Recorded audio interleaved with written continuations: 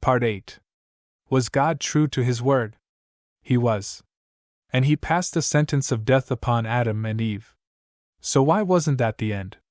God could have promptly executed them and started over fresh, with 2 new humans. But why didn't He? Why did He allow so much suffering for Adam's descendants? When Satan tempted Eve, he wasn't just playing an elaborate prank. Like an unethical defense lawyer, he raised some very serious issues.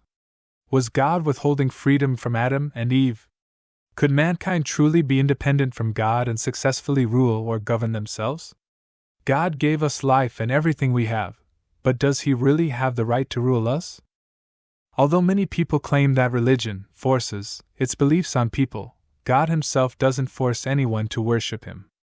Because He created us, He has the right to teach and guide us through His biblical direction, but He expects us to be righteous of our own free will.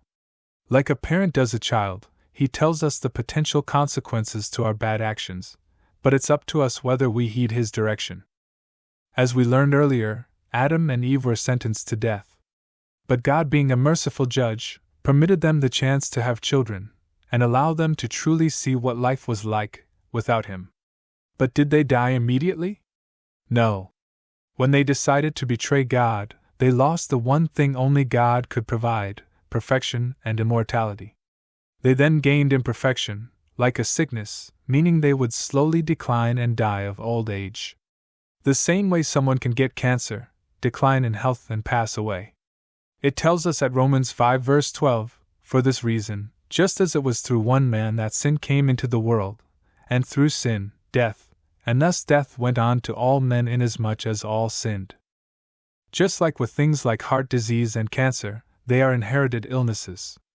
In the same way, Adam and Eve's descendants have inherited imperfection, giving us and our own offspring the potential for disease, physical defects, mental illness, and so much more, and it gets worse with every generation. By simply turning on the news or reading the newspaper, we see how the earth is filled with sickness, crime, injustice, abuse, corruption, and hatred. No government on earth has brought lasting happiness to any of its people. No election candidate has ever fulfilled all their promises. God has let mankind go absolutely ham, to the very limit, in pursuing ways of life that ignore Him. Although God, as judge, didn't need to prove anything to Satan, He allowed both Satan and all humans that followed to try every form of government of their own making, with enough time for the issue to be settled beyond all reasonable doubt. This is the reason God allows so much suffering in the world. But this is not the end of things. As the Bible truthfully says at Jeremiah 10 verse 23, and I quote, "I know, O Yahweh, that not to a son of earth pertaineth his own path, not to the man who walketh also to direct his own steps." In layman's terms, it's saying imperfect people like us were never meant to rule and judge ourselves. No king or government is free of corruption.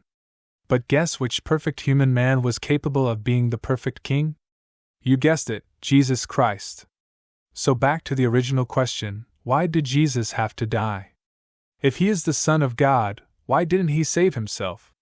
See Part 9 for more.